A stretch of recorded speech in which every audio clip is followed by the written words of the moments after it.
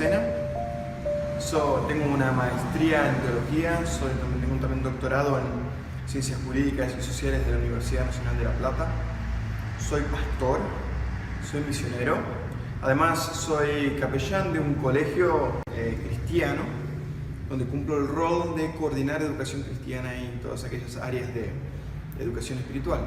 También, al mismo tiempo, hace un tiempo comenzamos con unos amigos esta tarea de comenzar lo que llamamos Ilabel, que es a donde ustedes están entrando hoy y teniendo por primera vez la experiencia de algunas de las cosas que nosotros hacemos.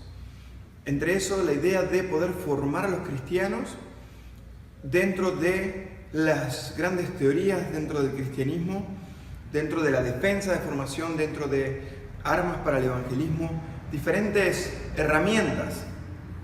Hoy quiero dar la bienvenida a nuestra primera clase abierta, donde vamos a hablar de un tema bien importante, un tema que se ha debatido históricamente y que ha creado grandes divisiones en la iglesia, y un tema que lamentablemente muchas de nuestras iglesias ya no tocan y que no nos enseñan mucho sobre el mismo. Nos retenemos solamente a versículos de la Biblia, pero ¿comprendemos realmente lo que estos versículos ofrecen? Y el tema que voy a tratar hoy es Cristología.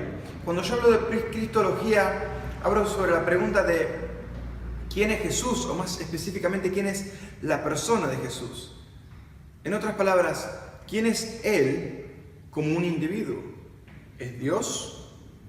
¿Es un hombre? ¿Es el Dios hombre? Exactamente, ¿qué es Jesús? También vamos a hablar un poco de su trabajo y cómo funciona Él como nuestro Salvador. ¿Cuál es el trabajo que Jesús realiza que en última instancia nos trae a nosotros la salvación? Esas son las dos grandes preguntas que vamos a tratar hoy. Y lo primero que quiero hacer es comenzar un poco con el Evangelio, ¿sí? En este momento en el que está pasando este pasaje que voy a leer ahora, el ministerio de Jesús ya estaba explotando por varios lados. Los discípulos ya habían escuchado un largo sermón del monte donde Jesús comparte sus enseñanzas sobre el reino de Dios y lo que significa para nosotros vivir en el reino de Dios. Pero también han visto milagros, lo han visto sanar al sirviente del centurión, lo han visto calmar el mar y sus confrontaciones con los líderes religiosos de la comunidad judía.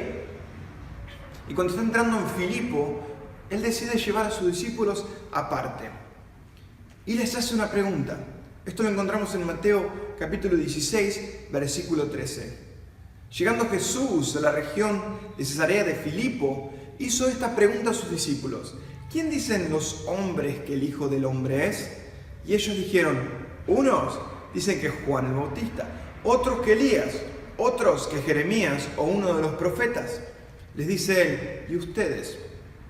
Bien importante, ¿quién dicen que yo soy? Jesús le pregunta esto a aquellos con los que estuvo caminando durante varios años, aquellos que han visto las cosas que él ha hecho. A lo que Simón Pedro le contesta, tú eres el Cristo, el Hijo del Dios vivo.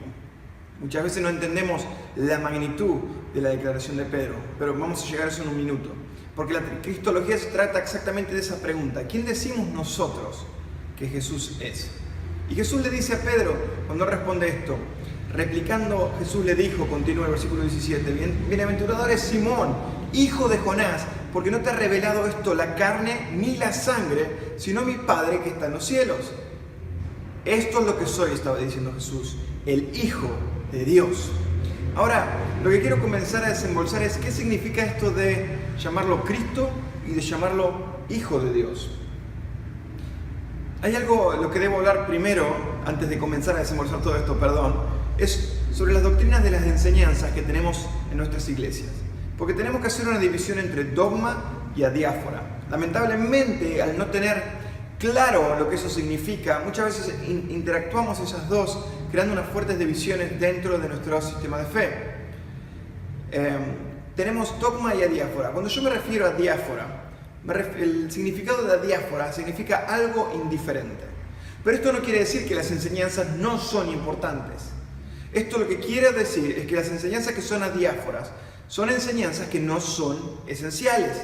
No son enseñanzas que serían pilares de nuestra creencia. Son enseñanzas en las que podemos estar de acuerdo, que estamos desacuerdo y aún así llamarnos hermanas y hermanos en Cristo. Por ejemplo, un ejemplo de diáfora sería: ¿usamos vino o usamos jugo de uva en nuestra Santa Cena? ¿El clero debería estar casado o el clero debería estar soltero? En cambio, dogma son enseñanzas que no son negociables. Dogmas son esenciales. Son enseñanzas que están tan atadas a las enseñanzas apostólicas que si negamos alguna de esas no podemos ser llamados cristianos. No, por lo menos en el sentido profundo del mismo. Un ejemplo de estas serían: Dios existe, Dios creó el mundo, Dios es Trinidad, el Hijo de Dios se encarnó, en verdad Jesús murió y en verdad Jesús resucitó. Si nosotros, por ejemplo, negáramos alguna de estas 5 que acabo de nombrar, no podríamos decir que somos cristianos. Si estamos en desacuerdo ahí, entonces hay una diferencia entre lo que enseñamos y lo que la iglesia primitiva enseñó. Mientras tenía mi tiempo de estudiante, estaba el decano de mi universidad con otro decano, con otro teólogo, estaban discutiendo sobre interpretaciones de las Escrituras. A lo que el otro profesor le dice: bueno, si no creer en la resurrección de Jesús no me hace cristiano, entonces no soy cristiano. Y el decano de mi universidad le dice: por lo menos estamos de acuerdo en alguna de las cosas. No es solo tener una linda personalidad lo que nos hace cristianos. Lo que nos hace cristianos es que somos testigos y confesamos verdades de Dios reveladas en Jesús. Ahora, cuando hablamos de cristología, ¿es esto parte de una enseñanza de dogma o es esto una enseñanza de diáfora? Es una enseñanza de dogma. Lo que vamos a hablar son afirmaciones esenciales sobre la persona y el trabajo de Jesús. Los cuales no creen en alguna de estas realmente nos quitaría de esa área del cristianismo.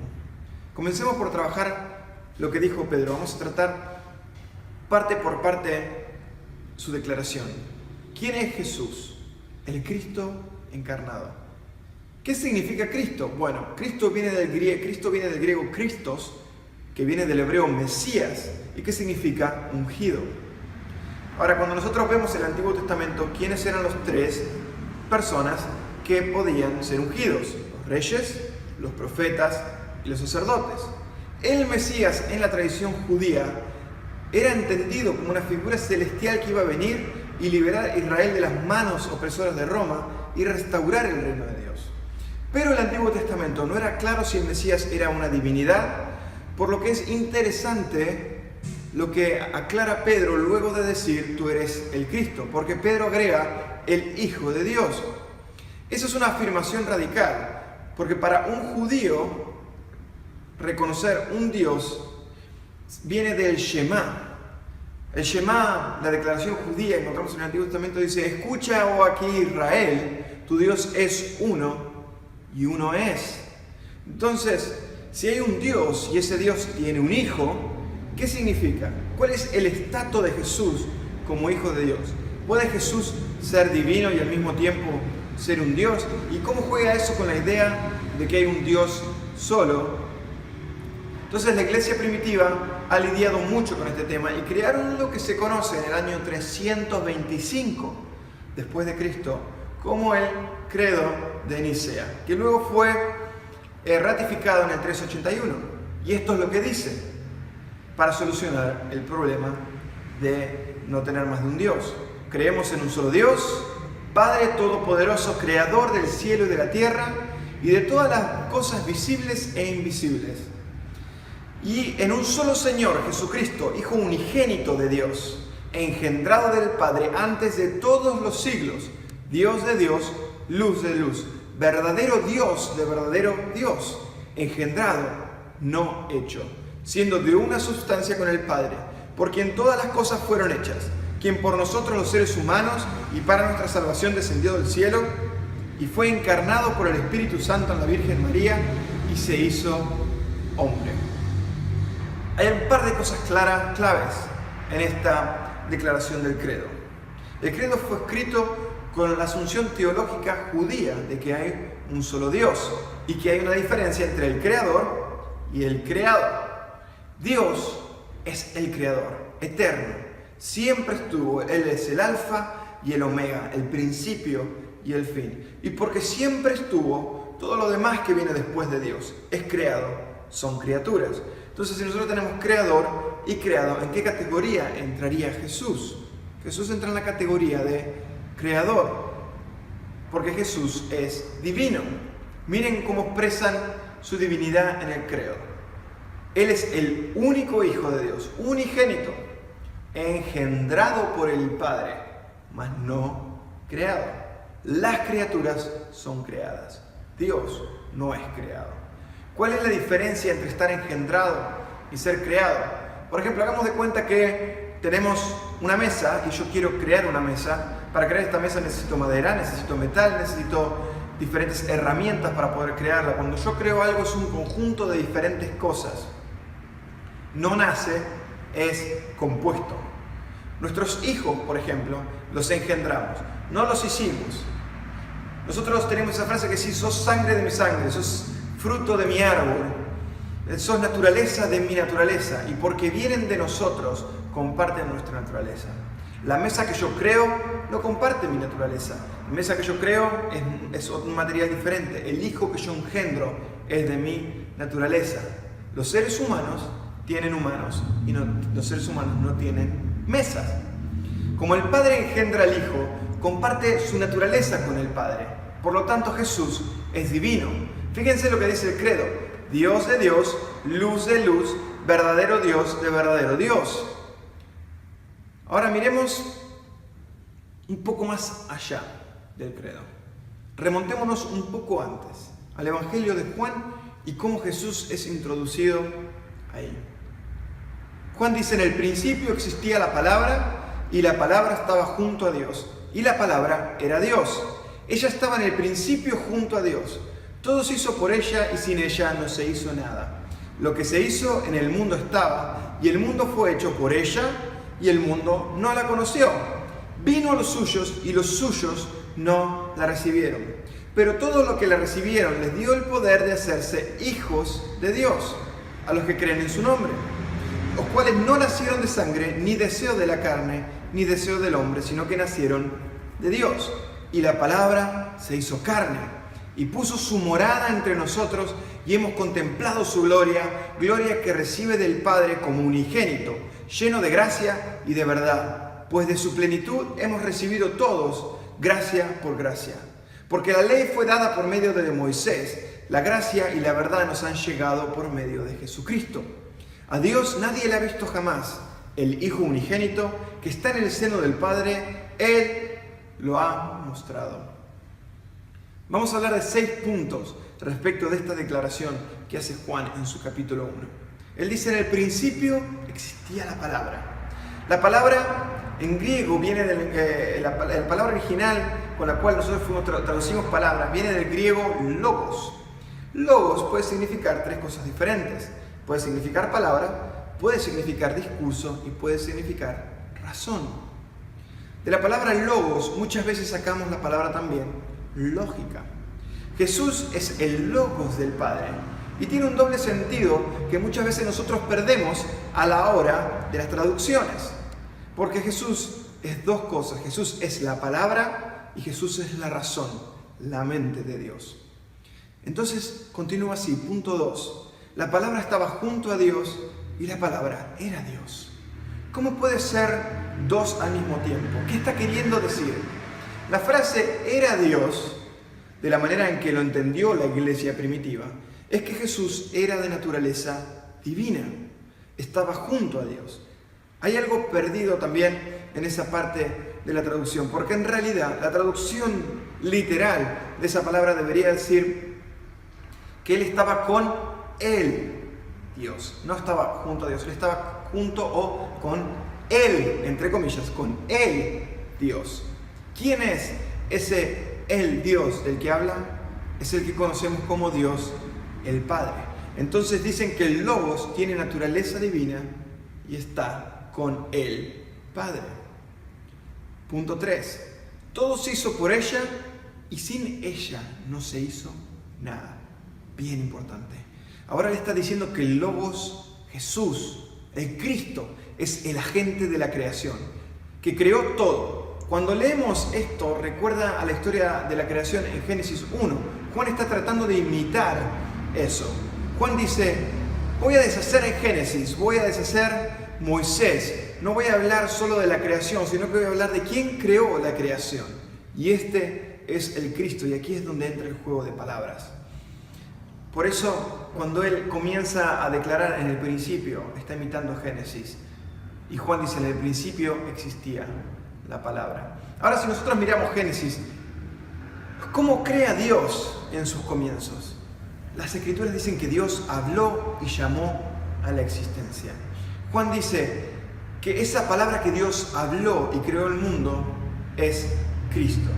Por lo tanto, Cristo, Jesús, es el agente de la creación.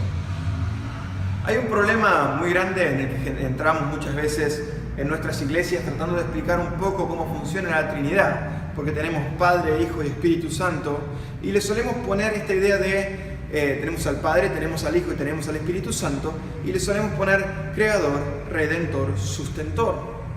Y eso no tiene sentido de acuerdo a Juan, porque, por ejemplo, de acuerdo a Juan, ¿es el Padre el Creador solitario de todo lo que nosotros vemos?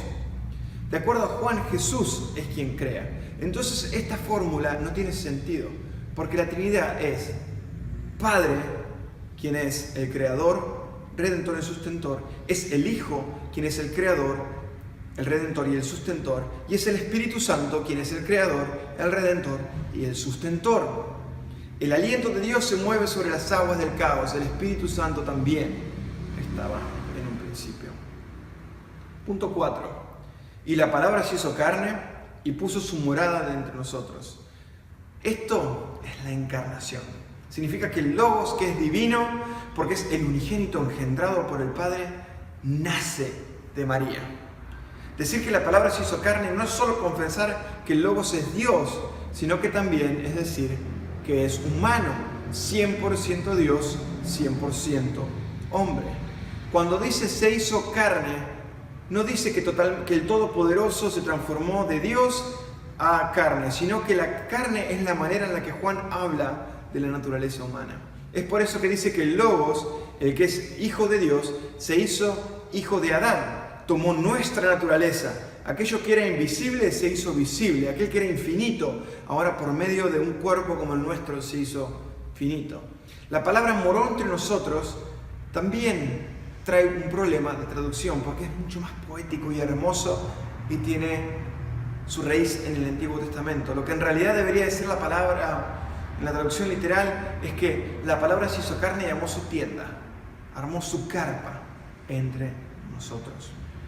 Lo que está diciendo es, puso su tabernáculo entre nosotros. ¿Cuál es el tabernáculo? El tabernáculo es una tienda o una carpa. Piensen esto, cuando el pueblo de Israel salió de Egipto, ellos necesitaban un lugar donde adorar. No podían tener un lugar fijo de adoración. Por lo tanto, tenían una tienda o carpa movible que lo usaban como lugar de adoración, y a ese lugar lo llamaron tabernáculo. Y dentro del tabernáculo se encontraba el arca del pacto, donde estaban las leyes de la ley, que era el pacto de Dios con su gente. Arca está en el tabernáculo, y el tabernáculo era la casa de Dios en la tierra, morando entre el pueblo de Israel. Entonces, ¿qué quiere decir que Dios hizo su tienda y su carpa entre nosotros?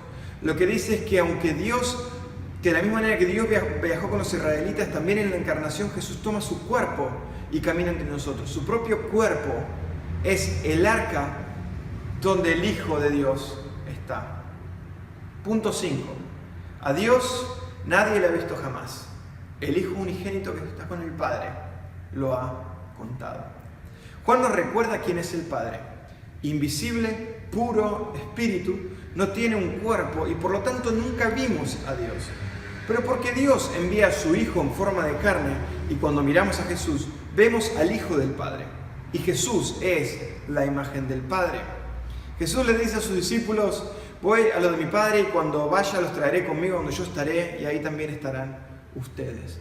Pero como siempre los discípulos tratan de que Jesús hable un poco más y Andrés le dice, ¿cómo podemos saber dónde vas? ¿Cómo podemos saber el camino? ¿Sabes qué? Jesús le dice a Andrés, mostrame al Padre. En ese punto Jesús ya está podrido y le dice, si me han visto a mí, han visto al Padre, porque el Padre está en mí y yo estoy en el Padre. El Padre y yo somos uno. ¿Qué está diciendo Jesús? El Padre y yo somos de la misma naturaleza. El punto de Juan es que Jesús es divino, el Hijo del Padre, que puede revelarnos al Padre en maneras que a nosotros nunca se nos había revelado antes. Queremos saber quién es Dios, debemos mirar a Jesús y sabremos quién Dios es. Y ahí en sus acciones, en sus enseñanzas, vamos a poder ver el corazón de Dios revelado a los hombres. Punto 6 sobre el pasaje de Juan. Vino a los suyos y a los suyos no lo recibieron. Pero a todos los que les recibieron les dio el poder de hacerse hijos de Dios. Y a los que creen en su nombre, los cuales no nacieron de sangre, ni deseo de la carne, ni deseo del hombre, sino que nacieron de Dios. Juan está nombrando una de las trágicas ironías del Evangelio. Cristo es el Logos, quien hizo todo. Todo fue hecho por Él y para Él. Y aún así sus propias criaturas no conocen ni reconocen al Cristo que los hizo. Y no solo eso, sino que lo rechazan, lo arrestan y lo matan. Y Juan dice, lo rechazaron, pero la buena noticia es que cada uno que lo recibe, que lo reconoce, que es Jesús, el Logos del Padre Creador, a ellos les dará el poder de ser hijos de Dios. ¿Cuál es el punto de Juan en todo esto? Es normal decir, ¿no?, que todos somos hijas e hijos de Dios, pero eso no es bíblico. Todos somos criaturas amadas por Dios, pero que seamos criaturas no nos hace hijas o hijos de Dios. ¿Cuál es la diferencia entre una criatura y el niño, por ejemplo? Que uno de ellos tiene una relación íntima con su padre o su madre. Y muchos son en el mundo criaturas que Dios ama, que Dios hizo para que sean hijos o hijas, pero que lo rechazan, lo ignoran, no creen en Dios. Ellos no pueden ser hijas e hijos, porque significa que no aceptan a Dios como su Padre Celestial. Jesús se vuelve nuestro hermano y eso significa que nos volvemos hijas e hijos y tenemos el derecho de llamar a Dios Padre de la misma manera que Jesús lo hizo. Hay un viejo himno navideño que Charles Wesley cantaba. Se llaman Los heraldos celestiales cantan. Y él dice, Cristo por los cielos es adorado. Cristo el eterno Señor. En el tiempo observen, Él viene. Semilla del vientre de una virgen, como un velo de carne, con un velo de carne el rostro de Dios ve. Alabanza a la deidad encarnada, se agradó estar entre nosotros vestido de carne, Jesús nuestro Emmanuel. En este poema, en este canto navideño, vemos un par de frases conocidas. Semilla de la vientre de una virgen. No es un nuevo hombre, pero es un hombre de la raza de Adán. Es uno de nosotros, comparte nuestro ADN, porque nació de una virgen. Pero al mismo tiempo dice que con un velo de carne el rostro de Dios ve. Esa es la idea de que nadie vio al Padre, pero el Hijo nos está dejando, como a través de un velo, ver a Dios, de manera que no lo habíamos visto antes. Como antiguamente usaban las novias, que usaban un velo y que el novio podía develar. El novio podía ver a la novia detrás del velo, podía ver un poco más de lo que veía antes cuando no estaba en su presencia. Entonces, cuando decimos que Jesús es Dios, decimos que es Emmanuel, que significa Dios con nosotros. Entonces, si nosotros preguntamos quién es la persona de Jesús, Jesús es el Hijo de Dios. Él es también el Logos, la palabra de Dios. Es la palabra de Dios encarnada. ¿Y porque es la palabra de Dios encarnada? También es Emmanuel. Porque fue engendrado por Dios, Jesús es divino. Porque nació de una virgen y es carne, Jesús también es humano. Y como decía uno de los padres de la iglesia de los primeros siglos, Jesús es el Dios hombre. Jesús revela su divinidad en maneras dramáticas. Varias veces me ha pasado escuchar en los pasillos de los seminarios, escuchar a discusiones entre alumnos diciendo, bueno, pero él nunca dijo que él era Dios. Y ese es un gran punto, y eso es algo que mucha gente utiliza para decir, bueno, Jesús en realidad no es Dios. Jesús es verdad, nunca dijo, yo soy Dios. Pero los escritores de los evangelios cuentan la historia de quién es Jesús por sus acciones. Su identidad es revelada en sus acciones. Por ejemplo, esta historia sobre él, la historia del paralítico. La historia en la que había un hombre que no podía caminar y sus amigos, con todo su corazón y todo su amor, buscan la manera de meterlo por un techo, rompen el techo y lo bajan a la presencia de Jesús. Y dice, viendo Jesús la fe que tenían, dijo, hombre, tus pecados te son perdonados. Los escribas y los fariseos comenzaron a pensar, ¿quién es este que dice blasfemias? ¿Quién puede perdonar pecados sino solo Dios? Conociendo Jesús sus pensamientos, les dijo, ¿qué están pensando en sus corazones? ¿Qué es más fácil decir, tus pecados te quedan perdonados? O decir, levántate y anda. Pues para que sepan, el Hijo del Hombre tiene en la tierra el poder para perdonar pecados. Y dijo al paralítico, a ti te digo, levántate, toma tu camilla y vete a tu casa. Y al instante levantándose, delante de ellos tomó la camilla en la que estaba acostado y se fue a su casa, glorificando a Dios. Este pasaje es poderosísimo, no por el milagro, no por la discusión, sino por lo que se está declarando y que no lo está declarando Jesús. Miren esto, acá los escritores ponen la confesión de la identidad de quién es Jesús en la boca de los opositores de Jesús. ¿Y qué es lo que Jesús le dice a este hombre? Levántate porque tus pecados te son perdonados. A lo que los fariseos piensan y dicen, nadie puede perdonar pecados excepto Dios. Y Jesús está perdonando pecados porque Él es Dios y la autoridad recibida por el Padre hace que Él muestre su poder también a través de la sanidad del paralítico. Jesús demuestra, y los escritores del Evangelio demuestran que Jesús es Dios a través de las acciones, a través de la vida de Jesús. Jesús no necesitó decir, soy Dios, para demostrar que Él es Dios. Ahora, ¿por qué el verbo? ¿Por qué la palabra se tuvo que hacer carne?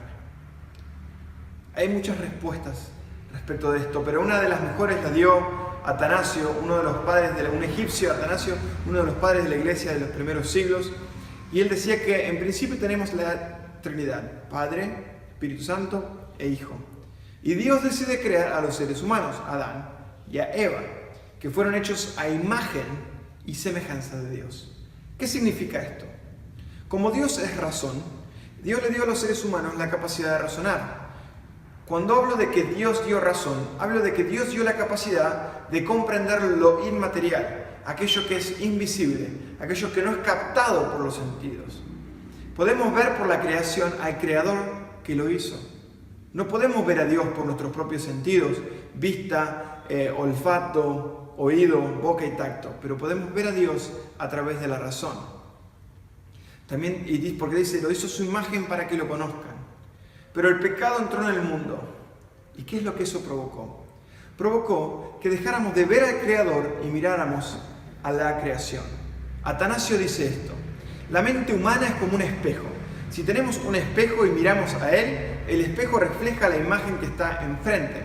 Hablando de que nosotros cuando mirábamos a Dios, éramos la imagen reflejada de Dios. Cuando Adán y Eva dejaron de mirar a Dios y miraron a la creación, comenzaron a reflejar la creación material en vez de ver a Dios. Ellos apartaron su vista de la luz para mirar hacia abajo. Aún poseen intelecto, pero perdieron esa semejanza a Dios y la humanidad quedó deformada y nos olvidamos de cómo Dios se ve. Pero él también dice que los seres humanos aún tenemos esa idea, ese recuerdo de que un ser llamado Dios existió. Pero como miramos al mundo y no miramos a Dios, adivinen cuál es la imagen que le dimos a Dios. Le dimos la imagen de las cosas que veíamos. Le dimos la imagen de las criaturas, porque creímos que Dios era igual que nosotros. ¿Qué imágenes tenían los egipcios, los griegos, los romanos de sus dioses? Eran animales, eran personas. Hicieron a Dios a su imagen y se olvidaron de que fueron hechos a la imagen de Dios. ¿Qué hace Dios entonces? Manda a su Hijo en la forma de Jesús. Esta es la idea.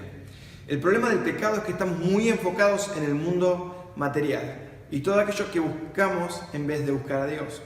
¿Cómo puede entonces dar Dios vuelta a nuestra mente para que dejemos de mirar la creación y lo miremos a Él? Y la respuesta fue simple, volviéndose una criatura. Dice Atanasio que Dios nos encuentra donde nuestra visión está enfocada. Y Jesús vino a apuntarnos nuevamente al Padre. El Padre estaba aquí, nuestra visión estaba aquí, Entonces Jesús vino como hombre, se hizo igual a nosotros, entonces nos encontró donde nosotros estábamos mirando para poder llevarnos hacia el Padre. Y porque Dios es ahora Emmanuel, Dios con nosotros en la forma de un ser humano, significa que en Jesús, una criatura, vemos al Dios que habíamos olvidado. ¿Y qué pasa con nosotros una vez que miramos a Jesús y vemos a Dios? ¿Qué pasa con nuestra mente que está enfocada en Jesús? Empezamos a reflejar a Jesús, empezamos a reflejarnos a Jesús. Y reflejando a Jesús, reflejamos a Dios, porque Jesús es Dios. Colosenses dice que Jesús es la imagen del Dios invisible. El Logos que nos hizo a su imagen, restauró la imagen de Dios en nosotros, revelando al Padre a nosotros y volviéndose Él el objeto de nuestra contemplación. Cuando ponemos nuestra vista en Cristo, Él llena y se vuelve el contenido de nuestro pensamiento. Esa es la manera en la que Dios nos reforma y nos restaura. Su imagen en nosotros. En pecado adoramos ídolos y Dios decide darnos algo real, nos da su Hijo. Y es así como somos restaurados y recreados a la imagen de Dios.